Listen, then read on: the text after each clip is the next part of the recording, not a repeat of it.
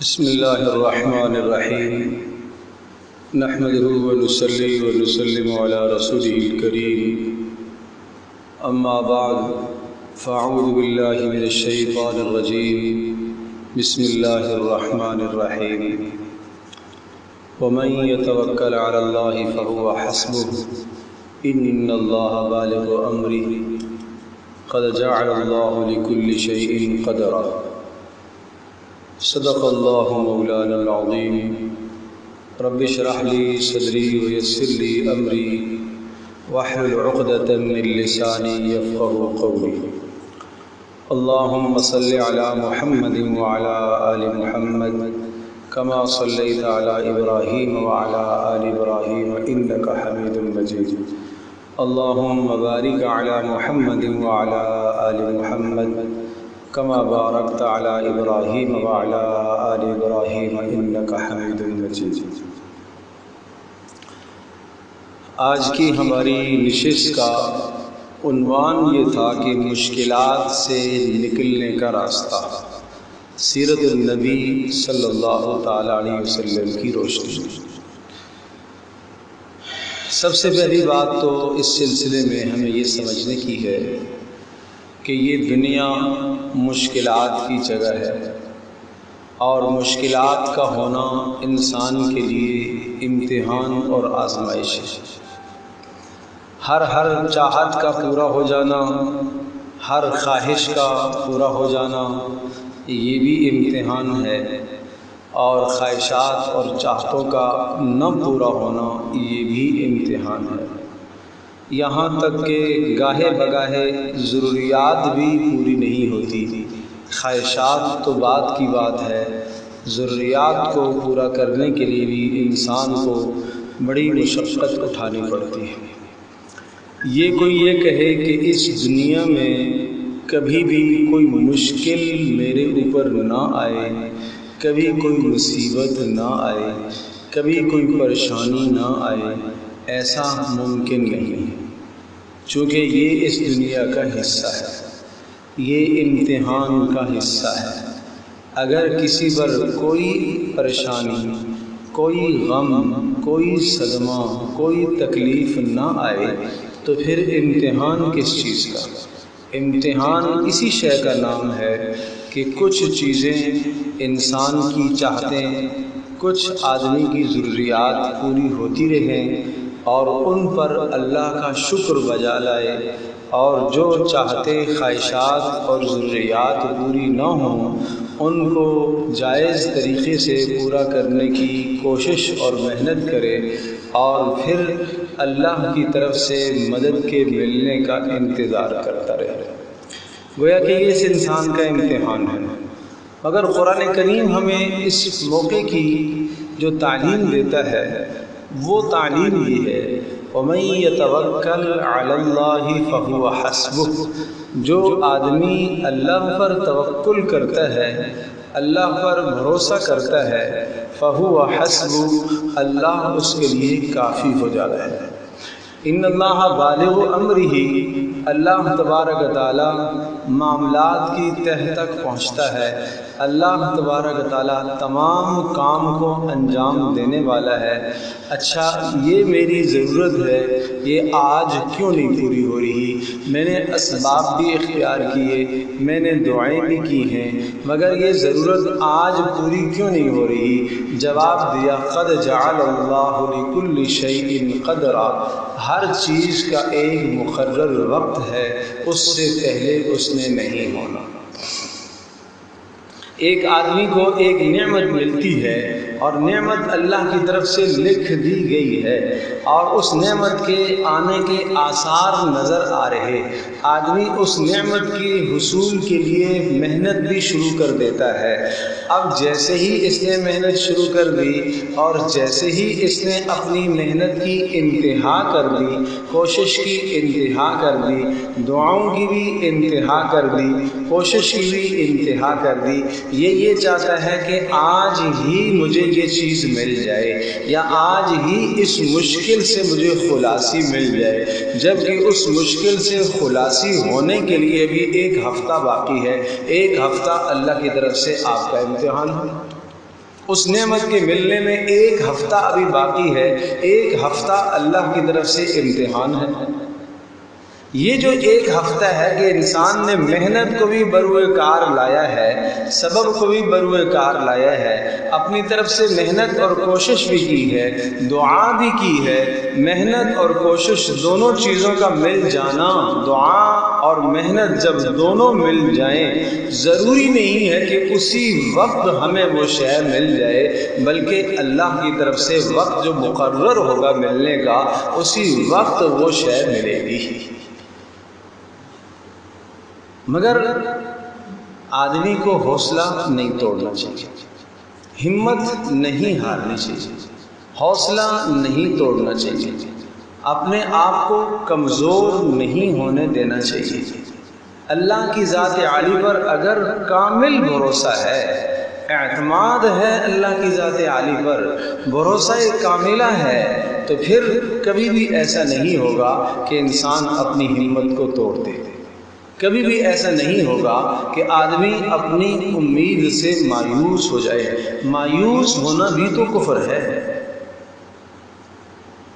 اپنے اسباب کو بروئے کار لانا اور دعاؤں کے ذریعے سے اس چیز کے حصول کی محنت کرنا اور اس کے بعد نتیجہ اللہ پر چھوڑ دینا۔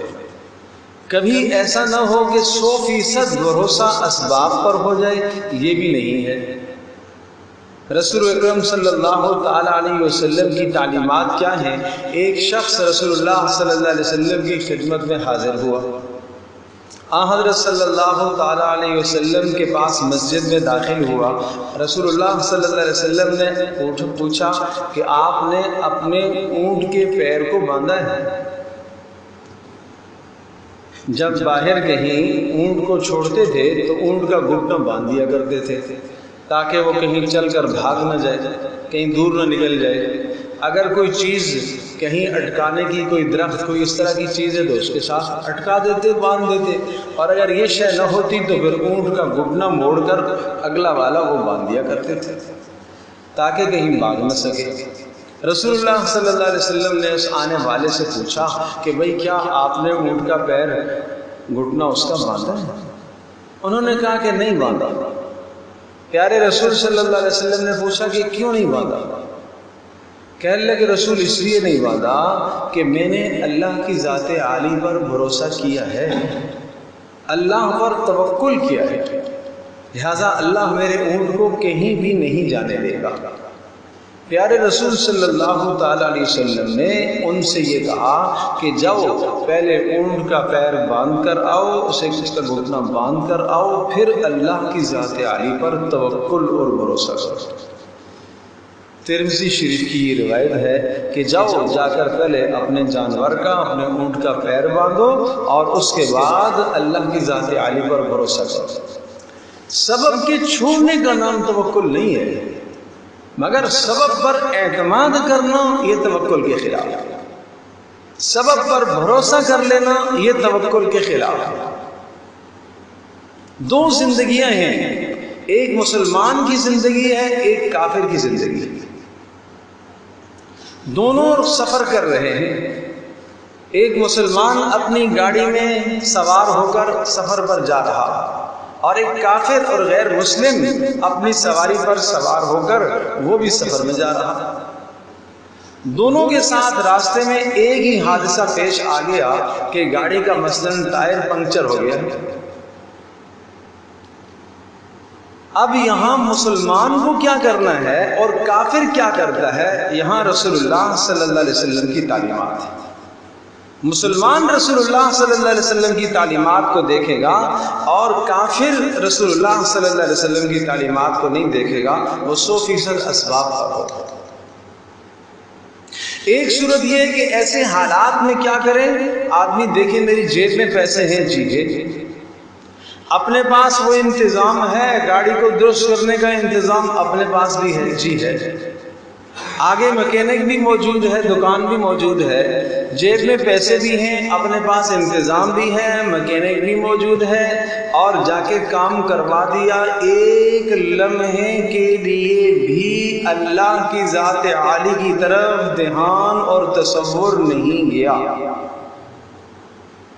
یہ کافر کی زندگی ہے، یہ کافر کی زندگی۔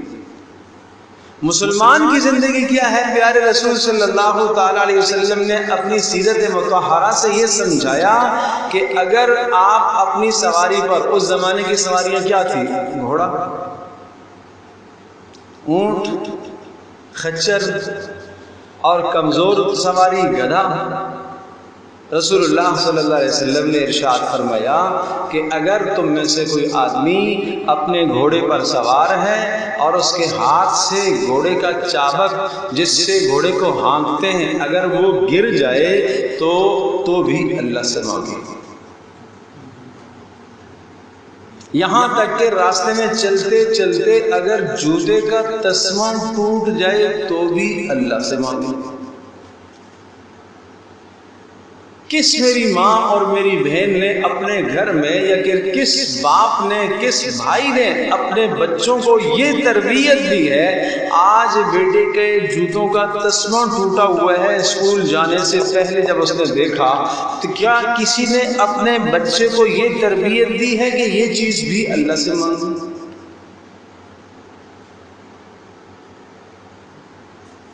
ہمارے نظریات، ہماری سوچیں، ہمارے عقائد، ہم کہاں کھڑے؟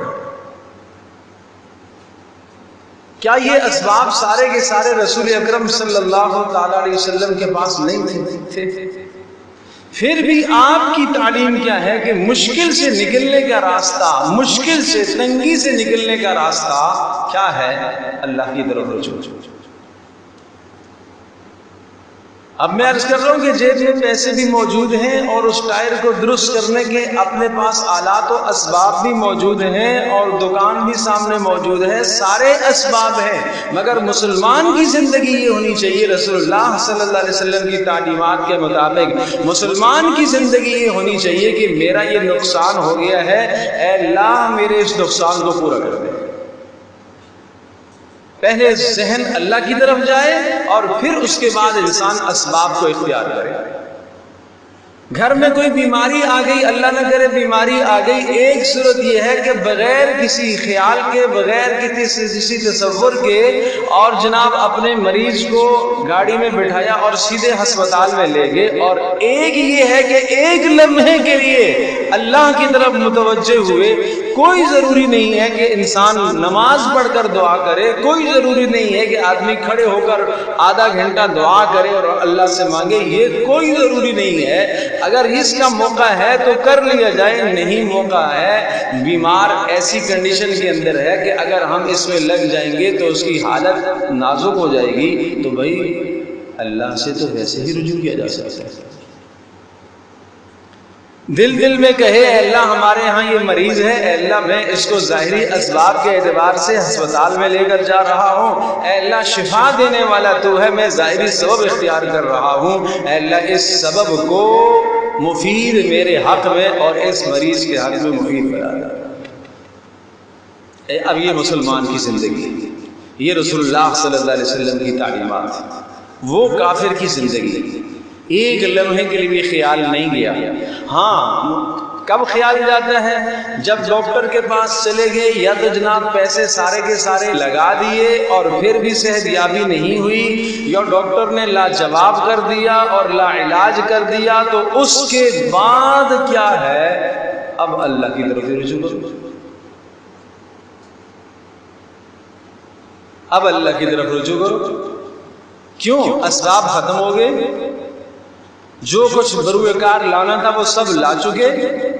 بھائی یہ کام تو پہلے کرنے کا تھا، اسباب اختیار کرنے سے پہلے اللہ کی ذات عالی پر بھروسہ کرنا تھا، اللہ کی ذات عالی کا پر اعتماد کرنا تھا، اللہ کی مدد کو پہلے ساتھ لینا چاہیے تھا، پہلے ساتھ لینا چاہیے تھا۔ رسول اللہ صلی اللہ علیہ وسلم کی تعلیمات کیا ہیں؟ آپ علیہ السلام کی تعلیمات یہ ہیں کہ ہر چھوٹی پریشانی میں، ہر بڑی پریشانی میں، چھوٹے غم میں، بڑے غم میں، ہر چھوٹی مشکل ہو، بڑی مشکل ہو، بندہ اللہ کی طرف رجوع کرے۔ اللہ چاہ رہا ہے کہ یہ میرا بندہ میرے سامنے ہر وقت رجوع کرتا رہے، یہ میرا بندہ ہر وقت میرے سامنے رجوع کرتا رہے۔ عاجزی اور تواضع اور انکساری اس کی زندگی میں ہو، عاجزی، تواضع اور انکساری کے ساتھ اللہ کے سامنے اپنی بے بسی کا اظہار کرے، اپنی کمزوری کا اظہار کرے، اپنی لاچاری اور مجبوری کا اظہار کرے۔ جب اپنی کمزوری، بے بسی، لاچاری، مجبوری کا اظہار کرتا ہے اور اللہ کی ذات عالی پر 100% توکل اور بھروسہ کرتا ہے تو پھر اللہ اس کو اس مشکل سے نکالتا ہے۔ وَمَن يَتَوَكَّلْ عَلَى اللَّهِ فَهُوَ حَسْبُهُ، جو اللہ پر توکل کرے گا اللہ اس کے لیے کافی ہو جائے گا۔ وَمَن يَتَّقِ اللَّهَ يَجْعَلْ لَهُ مَخْرَجًا، اور جو اللہ تبارک تعالیٰ کی نافرمانی سے بچتا رہے گا، یجعل لہ مخرجا، اللہ اس کو مشکل سے نکالنے کا راستہ پیدا کرے گا۔ وَيَرْزُقْهُ مِنْ حَيْثُ لَا يَحْتَسِبُ، اللہ اس مشکل سے نکلنے کا راستہ اس کو وہاں سے عطا کرے گا جہاں سے اس کا گمان بھی نہیں، جہاں سے اس کا گمان بھی نہیں۔ کہتے ہیں ایک بادشاہ اپنی رعایا کی حالت کو دیکھنے کے لیے گاہے بگاہے نکلا کرتا تھا۔ ایک مرتبہ اس نے 400 دینار اپنے پاس رکھ لیے کہ میں اپنی رعایا کی حالات اور رعایا کی باتیں سنوں گا اور جس کا جملہ مجھے اچھا لگا اس کو میں یہ انعام دوں گا۔ لوگوں سے مختلف سوال کرتا رہا، جس کی زندگی میں مجھے زیادہ مہربانی اور ترحم اور رحم اور شفقت نظر آیا اسے دوں گا۔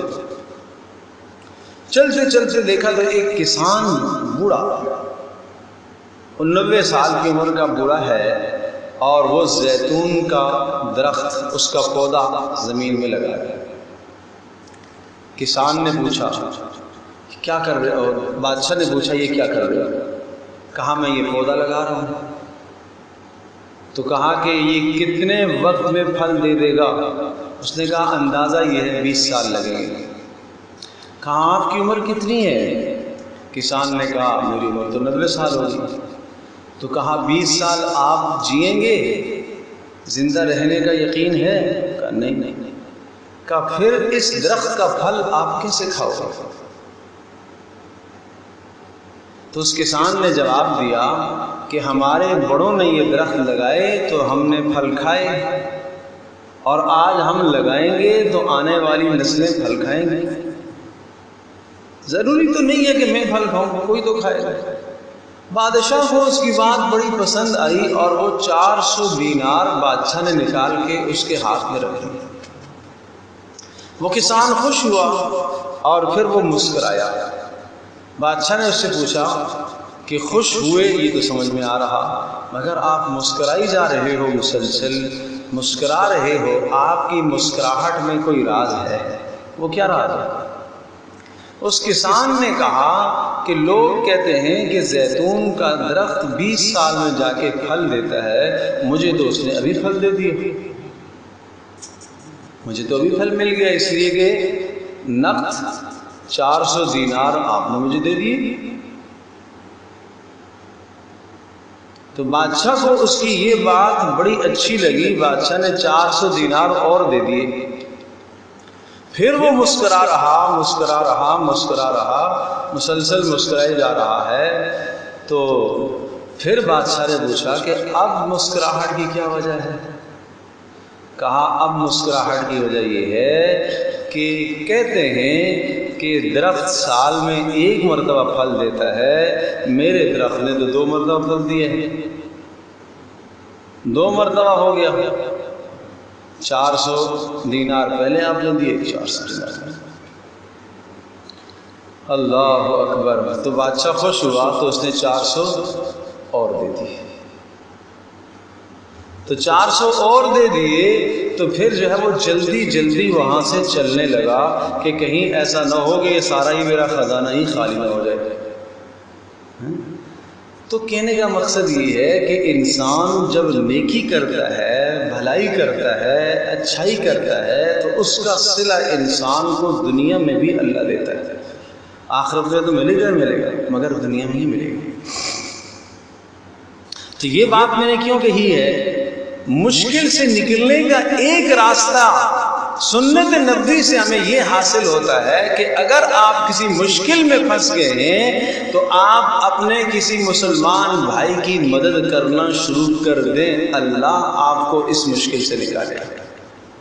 یقین، ایمان، وثوق، رسوخ اس حدیث پر ہونا چاہیے۔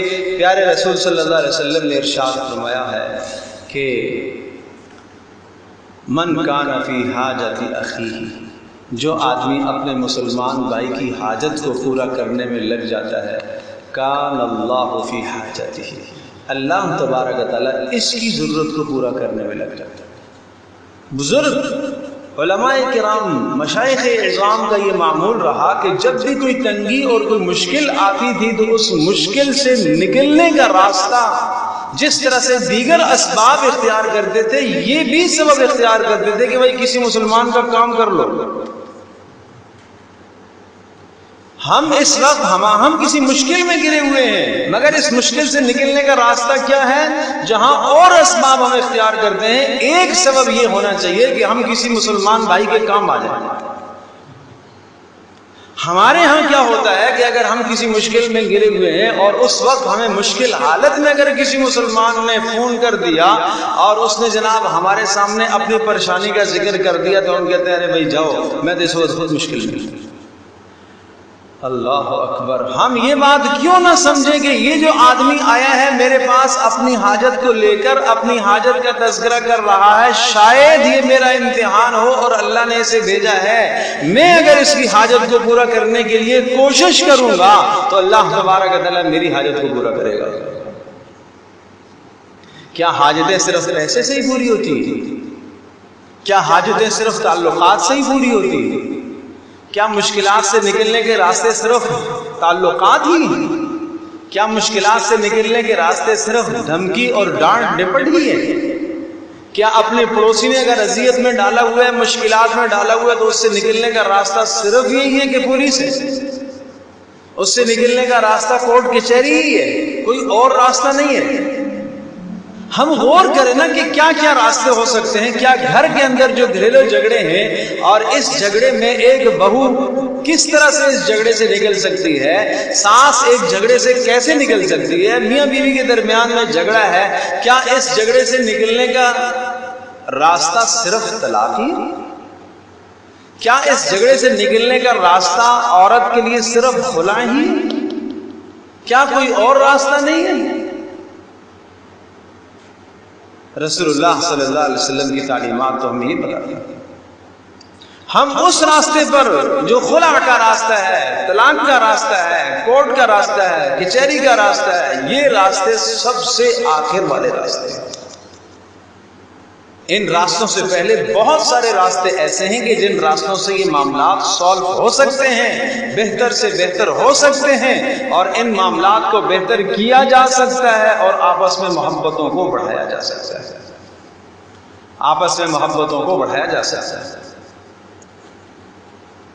اب ایک حل بتائیے۔ امام ابو حنیفہ رحمۃ اللہ علیہ ایک پڑوسی سے تکلیف میں مبتلا ہے، اذیت میں مبتلا ہے، اور وہ مسلسل ستاتا ہے، غیبتوں میں لگا رہتا ہے، لوگوں کو ان کے خلاف اکساتا اور بھڑکاتا ہے۔ امام ابو حنیفہ رحمۃ اللہ علیہ وقت کے بڑے امام تھے، چاہتے تو کورٹ کچہری کا راستہ بھی اختیار کر سکتے تھے، مگر امام ابو حنیفہ رحمۃ اللہ علیہ نے یہ راستہ نہیں اختیار فرمایا۔ امام ابو حنیفہ رحمۃ اللہ علیہ نے کیا راستہ اختیار فرمایا؟ آپ نے ایک برتن میں کچھ کھانے پینے کی چیزیں رکھیں اور ایک صاحب کو دی کہ آ جاؤ، یہ فلاں کو دے کر آ جاؤ اور ان سے کہو کہ آپ نے جو میرے اوپر احسان کیا ہے اس احسان کے بدلے میں یہ چیزیں آپ کو بھیج رہا ہوں۔ یہ صاحب لے کے وہاں چلے گئے، وہ آدمی ہکا بکا ہو گیا، کس نے بھیجا جی؟ یہ امام ابو حنیفہ رحمۃ اللہ علیہ، نعمان بن ثابت نے آپ کے لیے بھیجا ہے۔ کیوں؟ کہا وہ یہ کہہ رہے کہ آپ نے میرے اوپر احسان کیا۔ میں نے کون سا احسان کیا؟ وہ جو آپ نے ان کی غیبت کی ہے اور آپ نے ان کی برائیاں کی ہیں اور آپ نے جو ان کی اذیت کی ہے، اس کے نتیجے میں اللہ نے آپ کی نیکیاں اٹھا کر ان کے دامن میں ڈال دی ہیں، تو وہ ان نیکیوں کو احسان سمجھ رہے ہیں اور ان نیکیوں کے بدلے میں یہ چیزیں انہوں نے آپ کو بھیجی۔ یہ ایک حل ہے، یہ مشکل کا حل ہے۔ کیا ہمارے گھروں میں ایسا حال ممکن ہے؟ باپ بیٹے کے درمیان میں اختلاف ہو گیا، بیٹی ماں کے درمیان میں اختلاف ہو گیا، بھائی بھائی کے درمیان میں اختلاف ہو گیا، بہن بھائی کا اختلاف ہو گیا، شوہر اور اسی طرح سے بیوی کا اختلاف ہو گیا، تو کیا ایسا ممکن ہے کہ بیوی اپنے شوہر کو کوئی تحفہ پیش کرے، یا شوہر اپنی بیوی کو کوئی ہدیہ اور تحفہ پیش کرے؟ اولاد اپنے ماں باپ کو کوئی تحفہ دے اور ماں باپ اپنی اولادوں کو کوئی تحفہ پیش کریں، بہن بھائی ایک دوسروں کو تحفہ پیش کریں، تاکہ کورٹ کچہری کی نوبت ہی نہ آئے اور باہمی جدائیوں کی نوبت ہی نہ آئے۔ حدیث پاک میں آتا ہے کہ ہدیے ایک دوسرے کو دیتے رہا کرو، اس کے نتیجے میں اللہ محبتوں کو پھیلاتا ہے۔ تو کام تو یہاں سے بھی بن سکتے ہیں۔ اور اسی طرح سے خدا نہ خواستہ کسی سخت ترین مشکل میں کوئی آدمی پھنس گیا ہے، اور اس سخت ترین مشکل میں پھنسنے کے بعد کوئی راستہ اسے نظر نہیں آ رہا، یہ میرے لیے کوئی راستہ مجھے نظر نہیں آ رہا کہ میں اس مشکل میں پھنسا ہوا ہوں، میں اس مشکل سے اپنے آپ کو نہیں نکال سکتا، یہ میرے لیے ناممکن ہے، مگر اللہ کے لیے کوئی ناممکن نہیں۔ فَإِنَّ كُلَّ عَسِيرٍ عَلَيْكَ تَيْسِيرٌ، رسول اللہ صلی اللہ علیہ وسلم فرما رہے کہ اے اللہ ہر مشکل آپ کے لیے آسان ہے، ہر مشکل آپ کے لیے آسان ہے، میرے لیے وہ بہت بڑی مشکل ہے، لیکن اے اللہ تیرے لیے کوئی مشکل نہیں۔ تو عرض یہ کیا کہ مشکلات سے نکلنے کا راستہ ایک ہی ہے کہ انسان سب سے پہلا کام اللہ کی طرف رجوع کرے، سب سے پہلا کام اللہ کی طرف رجوع کرنا، اللہ سے مانگنا۔ دوسرا کام یہ ہے کہ اسباب کو آدمی اختیار کرے، اس مصیبت سے نکلنے کا سبب اور جائز راستہ کیا ہے، اس جائز راستے کو آدمی اختیار کرے، اس مشکل سے اس مصیبت سے نکلنے کا جائز راستہ بھی اختیار کر دیا، اللہ سے رجوع بھی کر لیا۔ اب تیسرا راستہ کیا ہے کہ انسان خود مشکل میں پھنسا ہوا ہے، کسی دوسرے کی مشکل کو حل کرنے کا سوچے تاکہ اللہ پاک اس کی مشکل کو حل کرے۔ یہ بھی ایک سبب ہے، کسی مسلمان کی مشکل کو حل کر لے۔ چوتھا ذریعہ یہ ہے کہ صدقہ حسب استطاعت صدقہ کر لے، صدقہ مصیبتوں کو پریشانیوں کو دور کرتا ہے، صدقہ مصیبتوں کو ٹالتا ہے۔ صدقے کے لیے کوئی ضروری نہیں ہے کہ مال کثیر ہو، مگر صدقے کے آداب ہیں، ان آداب کو بجا لاتے ہوئے صدقہ کرے۔ ایک سبب یہ ہے، ایک ادب یہ ہے صدقے کا کہ حلال مال سے صدقہ ہو، حرام مال سے صدقہ قبول نہیں ہوگا۔ دوسرا یہ ہو کہ خالص اللہ کی رضا کے لیے صدقہ کرے، جس کو دے اس پر احسان نہ جتلائے۔ تیسرا یہ ہے کہ جناب خالص اللہ کی رضا کے بعد یہ دیکھے کہ یہ خرچ کرنے کا مصرف بھی ہے کہ نہیں، وہ جگہ صحیح خرچ کرنے کی ہو، مال بھی حلال ہے، مصرف بھی درست ہے، نیت بھی درست ہے۔ دو چیزوں کا اور خیال رکھے کہ جس کو دیا ہے اس کو اذیت نہ دے، اس سے پھر کوئی کام نہ لے کہ میں نے آج اس کو صدقہ دے دیا ہے اور کل یہ مجبور ہو کر میرے کام میں آ جائے گا۔ اب یہ اخلاص نہ رہا، یہ اخلاص نہ رہا، اغراض آگے بیچ میں، غرض آگے بیچ میں۔ اللہ ہم سب کی حفاظت فرمائے۔ تو پھر دیکھو انشاءاللہ اس صدقے کے ذریعے سے یہ صدقہ بلاؤں کو ٹالتا ہے، یہ صدقہ مصیبتوں کو ٹالتا ہے، یہ صدقہ تکلیفوں کو دور کرتا ہے اور مشکلات کو دور کرتا ہے۔ پھر دیکھو کس طرح سے اللہ تبارک و تعالی مشکل کو دور کرے گا۔ پڑھنے کے اعتبار سے درود شریف بہترین مجرب عمل ہے، مشکلات سے نکلنے کا بہترین راستہ ہے۔ درود شریف کی کثرت کی، درود شریف کا اہتمام کیا جائے۔ اسی طرح سے مشکلوں سے اور مصیبتوں سے نکلنے کا بہترین مؤثر ذریعہ اور مؤثر عمل لا حول ولا قوت الا باللہ کا پڑھنا ہے۔ رسول اللہ صلی اللہ علیہ وسلم نے فرمایا کہ 99 پریشانیوں کا حل ہے لا حول ولا قوت الا باللہ۔ مشکلات سے نکلنے کا راستہ اور عمل لا الہ الا انت سبحانک انی کنت من الظالمین بھی بہترین عمل ہے۔ مگر مسئلہ یہ ہے کہ لا الہ الا انت سبحانک کس کی دعا ہے؟ یونس علیہ السلام کی۔ یونس علیہ السلام نے کہاں پڑھی تھی؟ مچھلی کے پیٹ میں. مچھلی کے پیٹ میں یونس علیہ السلام اکیلے تھے یا کوئی ساتھ تھا؟ اکیلے تھے. روشنی میں تھے یا اندھیرے میں تھے؟ اندھیرے میں تھے. اب ہم لا الہ الا انت سبحانک پڑھتے ہیں، ہم تو محلے کی ساری خواتین کو جمع کر لیتے ہیں، ہم تو پورا محلہ اکٹھا کر لیتے ہیں، اور جناب دانے کھجوروں کی گٹھلیاں ڈھیر لگ جاتا ہے. 1.25 لاکھ بار پڑھنا ہے، 1.25 لاکھ پڑھو، 1.25 کروڑ پڑھو. قرآن کریم کہتا ہے فَاسْتَجَبْنَا لَهُ وَنَجَّيْنَاهُ مِنَ الْغَمِّ وَكَذَلِكَ نُنْجِي الْمُؤْمِنِينَ. ہم نے یونس علیہ السلام کی پکار کو سنا اور ان کو مشکل سے نکالا، اور ایمان والوں کو بھی ہم اسی طرح سے نکالتے رہیں گے. اسی طرح سے کس طرح سے؟ یونس علیہ السلام نے اپنی بے بسی کا اظہار کیا، اپنی کمزوری کا اظہار کیا. اب آپ مجھے یہ بتائیے کہ ایک آدمی اپنے گھر میں پڑھواتا ہے، یہ وظیفہ پڑھواتا ہے، اور سب محلے والوں کو جمع کیا ہوا ہے، اور اس میں گپ شپ بھی لگ رہی ہے، وہ تنہائی کہاں رہی؟ لا الہ الا انت سبحانک، اے اللہ تو ہی حاجت روا، تو ہی مشکل کشا، تیرے سوا کوئی اور نہیں. سب سے امید مچھلی کے پیٹ میں چلے گئے تو سب سے امید کٹ گئی. کسی سے کوئی امید نہیں تھی، نہ محلے والے سے، نہ کسی دوست سے، نہ کسی عزیز سے، کسی سے بھی کوئی امید نہیں. اور تنہائی ہے اور اندھیرا ہے، اور کیا تصور کر رہے ہیں؟ اے اللہ تو ہی حاجت روا، تو ہی مشکل کشا ہے، تو ہی اس مشکل سے مجھے نکالنے والا ہے. انت سبحانک لا الہ الا انت سبحانک، اے اللہ تو کمزوری سے پاک ہے. ٹھیک ہے، اس مچھلی کے پیٹ سے نکلنا میرے لیے بڑا مشکل ہے، یا مجھے یہاں سے کوئی نکال کے لے جائے اس کے لیے تو بڑا مشکل ہے. کون سمندر کے اندر اس مچھلی کو تلاش کرے اور اس مچھلی کے پیٹ سے ایک فرد کو نکالے، وہ بندوں کے لیے تو مشکل ہے. سبحانک، اے اللہ تو پاک ہے، تو پاک ہے کمزوری سے، یہ تو ہم کمزور ہیں، تو پاک ہے.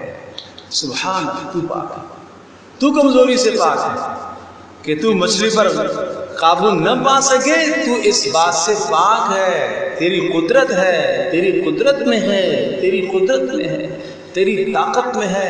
مچھلی کو پکڑنا، اسے گرفتار کرنا، اس کے پیٹ سے نکالنا اور زندہ نکالنا، یہ سب کچھ تیرے اختیار میں. آپ تصور تو کرو کہ جب سب سے امیدیں کٹ گئی یونس علیہ السلام کی، ایک اللہ وحدہ لا شریک سے امید لگی ہوئی ہے، تو اللہ یہی چاہتا ہے کہ میرے بندے کی امید میرے سوا کسی اور سے نہ ہو. اللہ نے تو وہ یونس علیہ السلام کی طرح کے حالات ہمارے اوپر نہیں ڈالے. تھوڑی سی پریشانی آتی ہے تو وہ کہاں کہاں بھاگ مارے مارے پھرتے ہیں. اور قرآن کریم کیا کہتا ہے؟ وَمِنَ النَّاسِ مَن يَعْبُدُ اللَّهَ عَلَى حَرْفٍ فَإِنْ أَصَابَهُ خَيْرٌ اطْمَأَنَّ بِهِ وَإِنْ أَصَابَتْهُ فِتْنَةٌ انقَلَبَ عَلَى وَجْهِهِ خَسِرَ الدُّنْيَا وَالْآخِرَةَ ذَلِكَ هُوَ الْخُسْرَانُ الْمُبِينُ. کچھ لوگ ایسے ہیں کہ جو عبادت میں لگے رہتے ہیں، لگے رہتے ہیں، لگے رہتے ہیں، کام بنتے رہتے ہیں، عبادت میں لگے رہتے ہیں، اور اگر کوئی تکلیف آ جائے تو عبادت ہی چھوڑ دیتے ہیں، اللہ کو چھوڑ کر کسی اور کے پاس چلے جاتے ہیں. اور ایسوں کو پکارتے ہیں کہ جن کا ضرر زیادہ قریب ہے ان کے نفع سے. لبئس المولا ولبئس العشیر. کتنا بدترین مددگار تو نے چنا ہے اللہ کو چھوڑ کر، اور کتنا بدترین تو نے اپنا غمخوار چنا ہے، کتنا بدترین غمخوار تو نے چنا. اللہ کو چھوڑ کر کون ہو سکتا ہے؟ انی کنت من الظالمین. یونس علیہ السلام قصور کا اعتراف کر رہے ہیں، اپنی غلطی کا اعتراف کر رہے ہیں، قصور میرا ہے.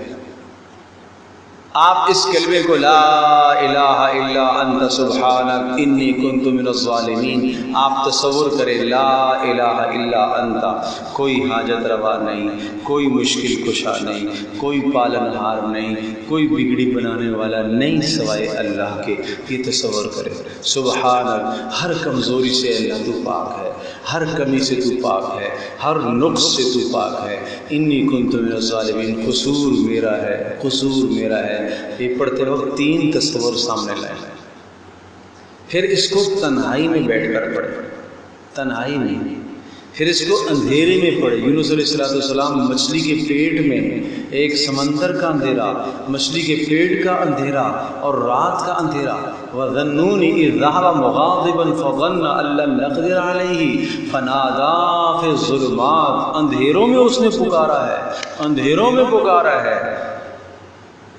ہم تو جناب مجلس سجا کر پکارتے ہیں، لائٹنگ کر کے پکارتے ہیں. پھر جناب سب کو محلے کو جمع کیا اور ہم نے جناب یہ کٹلیاں پھیلا دی، پڑھو جی 1.25 لاکھ پڑھ لیں.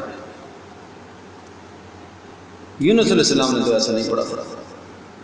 اندھیرے میں بیٹھ کے پڑھو، اس تصور کے ساتھ پڑھو. پھر دیکھو فاستجبنا له ونجيناه من الغم. ہم نے یونس علیہ السلام کی پکار کو سنا اور ہم نے انہیں غم سے نجات دی. رسول اللہ صلی اللہ علیہ وسلم سے پوچھا گیا کہ اللہ کے رسول یہ دعا صرف یونس علیہ السلام کے ساتھ خاص ہے یا سب کے لیے؟ آپ نے فرمایا نہیں سنا وَكَذَلِكَ نُنْجِي الْمُؤْمِنِينَ. اللہ نے کیا ارشاد فرمایا؟ اسی طرح سے ایمان والوں کو ہم نجات دیتے رہیں گے. تو مشکل سے نکلنے کے راستے میں نے عرض کیے کہ سب سے پہلے اللہ کی ذات عالی کی طرف رجوع کرو.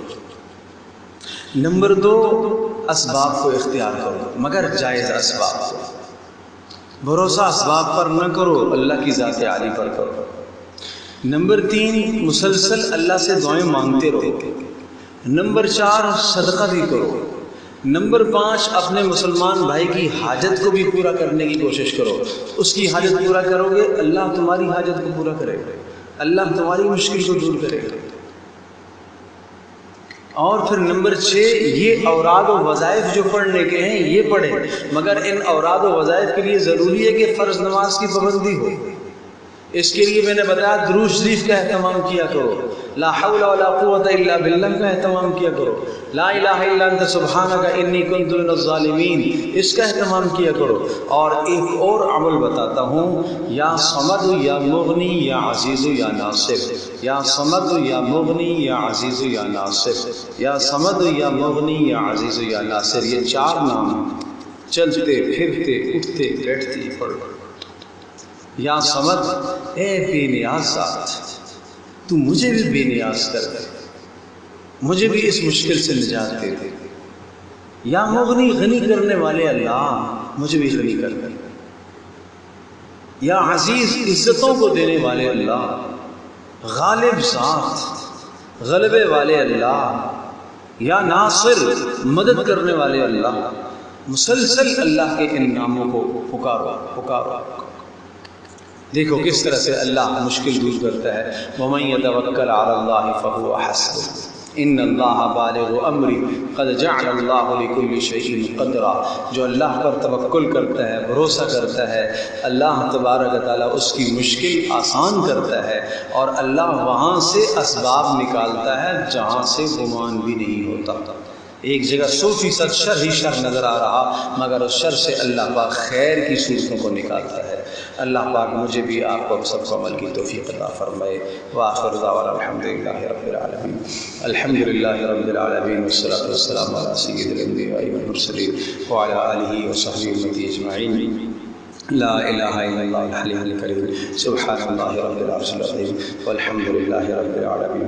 اللہم انا نسألک موجبات رحمتک وعزائم مغفرتک والغنیمۃ من کل بر والسلامۃ من کل اسم. اللہم لا تدع لنا ذنبا الا غفرته ولا هما الا فرجته ولا دينا الا قضيته ولا مريضا الا شفيته ولا حاجة من حوائج الدنيا والآخرة هي لك رضا الا قضيتها يا ارحم الراحمین. اللہ ہماری حاجات کو پورا فرما، اللہ ہماری پریشانیوں کو دور فرما.